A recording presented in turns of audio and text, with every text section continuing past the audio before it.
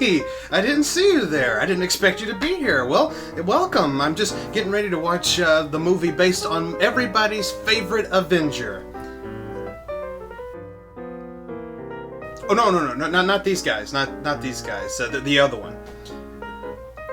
No, not him either. No, not him. No, none of them either. Okay, so I guess I'm watching the movie based on nobody's favorite Avenger, The Incredible Hulk.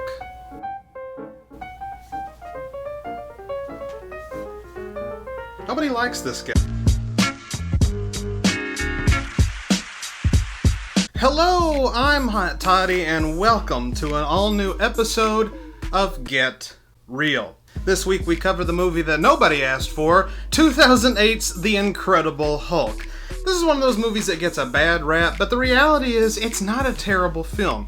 It's actually pretty good, depending on how you look at it. But it's surprising because, out of every, superhero in the Avengers, for some reason, nobody enjoys The Incredible Hulk. Nobody wants to see the Hulk by himself. As a matter of fact, besides the comic books, the only type of media that has been successful for The Incredible Hulk is the television show with Lou Ferrigno. And I guess maybe because it was just more about action, adventure, and a superhero saving the day type situation. Whereas when you get into the movies, it gets a little bit more... The best way I can describe it as melodramatic. But, that's the thing, is like, outside of the theater, The Incredible Hulk works. Comic books, television, one of the most popular roller coasters of all time is the Incredible Hulk roller coaster at Islands of Adventure in Orlando, Florida. I've ridden it 100 times. It's one of the greatest rides I've ever been on.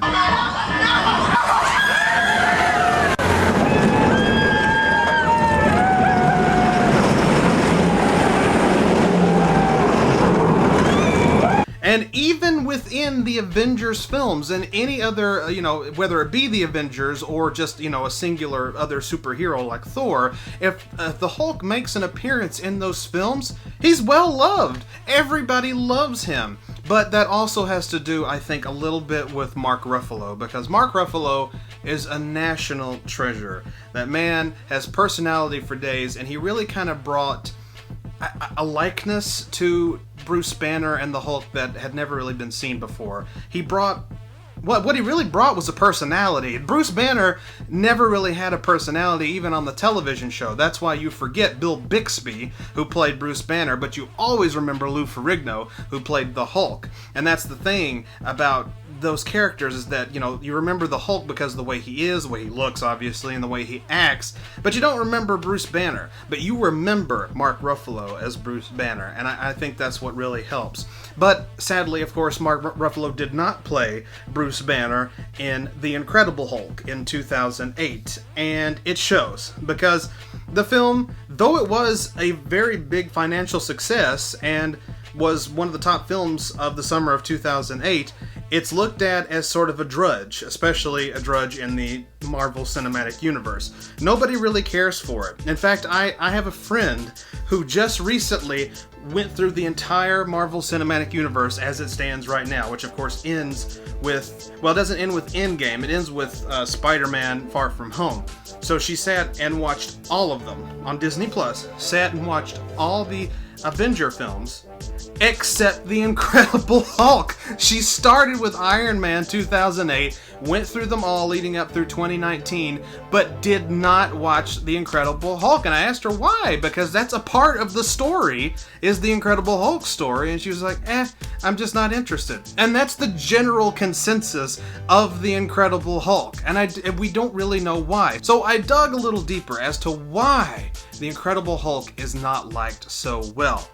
And really, what I came across was just the fact that it's a kind of a boring story, It's very melodramatic. Every time I think of The Incredible Hulk, I think like Beauty and the Beast. or Phantom of the Opera. I love Phantom of the Opera, but it takes place in the late 1890s, and it's, the love between a crazed man and this young woman, and, is it gonna happen, is it not gonna happen? You don't know where it's gonna go, and then it's a big climactic ending, and it works for a movie like that. Melodrama doesn't really work for a superhero film, at least not now. What you're looking for in a superhero movie is excitement. You want the story, but you want the story to be interesting. The story just kind of gets old. Bruce Banner gets exposed to gamma rays, becomes the Incredible Hulk. The government wants to, in some cases, destroy him, in some cases want to utilize him and use him as a weapon. And of course, he's in love with a woman, and they can't be together because it's her dad who's trying to catch him. I mean, it truly is melodrama. And that's just not what you want in a Marvel or DC film. But I find it interesting because every superhero movie tends to have a little melodrama. The Superman movies have melodrama. But it's just something about the Incredible Hulk. The Incredible Hulk, I guess maybe a lot of people feel like doesn't deserve to have that type of melodrama. A character like Superman, you could have that. Batman, he can have his drama, Even in the cinematic universe, Thor was very dramatic, Captain America was very dramatic, but you had these characters that were likable. But the Hulk is just not likable. Like I said, Bruce Banner is a bit of a dud, with the exception of Mark Ruffalo. He's a bit of a dud, and then you have this big lumbering Frankenstein's monster type character, and that's it. And there's really not a whole lot you can get behind. And so that really what ends up being the problem with any time the Incredible Hulk is portrayed in film. I actually personally like the 2003 film that had Eric Bana, that had Eric Bana playing Bruce Banner. Try saying that a million times without having a stroke, and I'll pay you $1 million. Actually, I won't. Don't at me. The story was just blah, because it's all about the beginnings of the Incredible Hulk.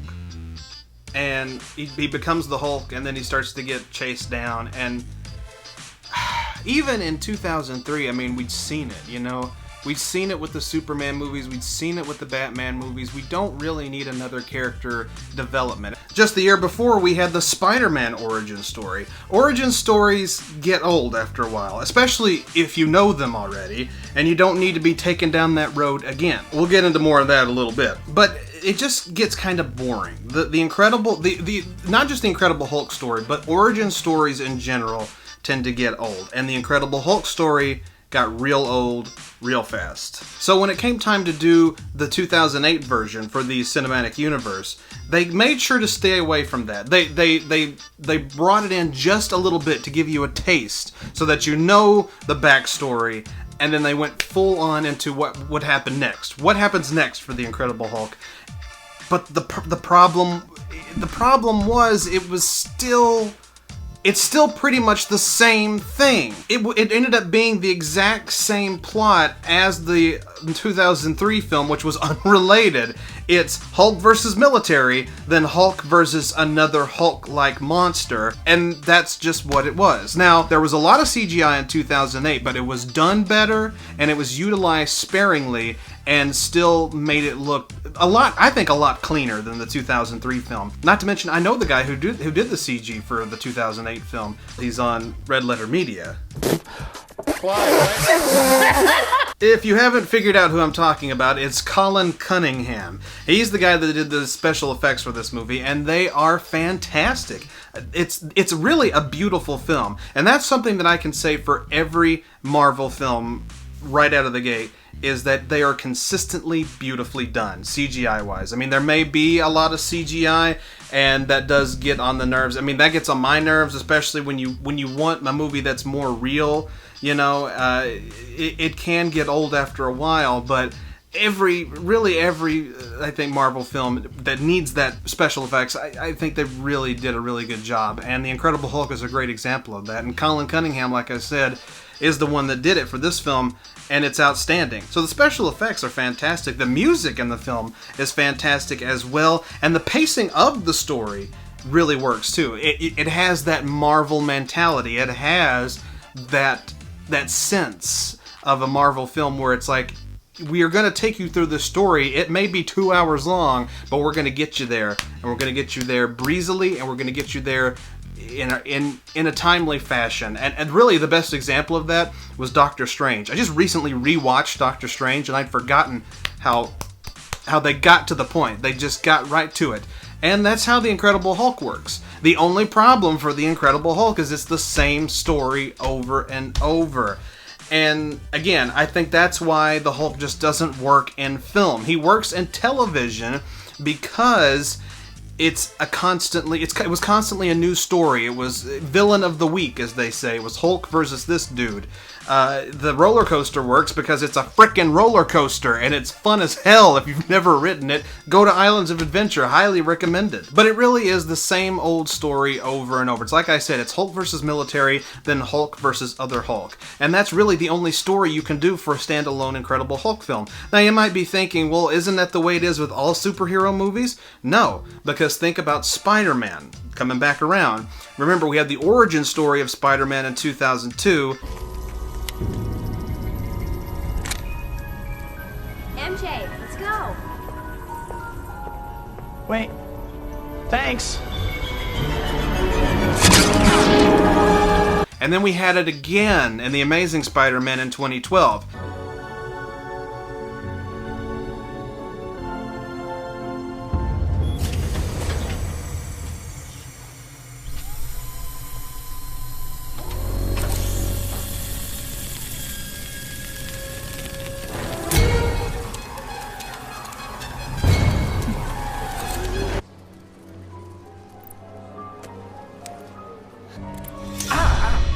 It felt like, exactly, there was no way to get around the origin story of Spider-Man until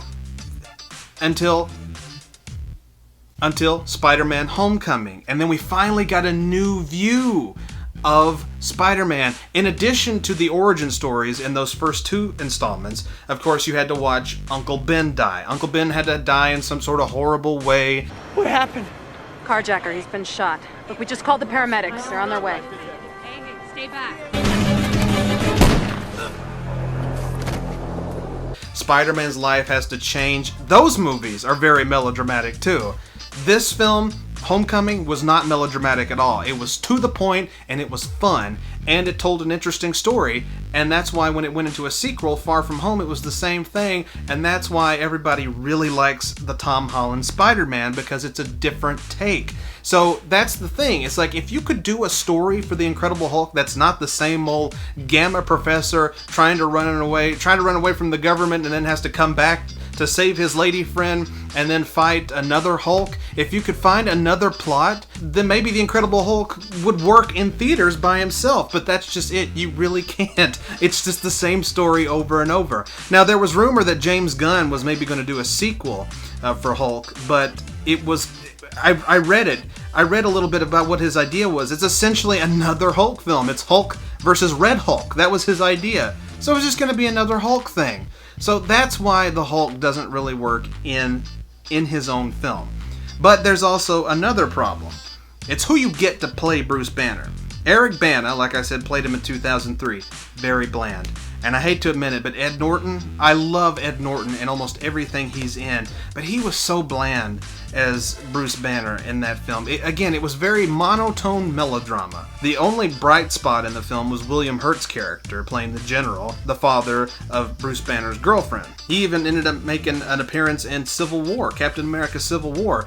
That character is interesting, and you want to see him further. You really don't want to see everybody else, and you don't. You do not see anybody else from the Incredible Hulk universe except for Bruce Banner in the other Avengers movies. And then on top of that, they replaced Ed Norton, but Ed Norton didn't want to do it. They didn't really replace him. But the guy they got is Mark Ruffalo, who is fantastic. Like I said, he brings this personality. So it's kind of a toss of a coin, I guess, if you could do another Incredible Hulk film, and I'm talking sequel in the cinematic universe. It would have to be a mix of a really good story with Mark Ruffalo, or maybe you could do another just typical Hulk story with Mark Ruffalo.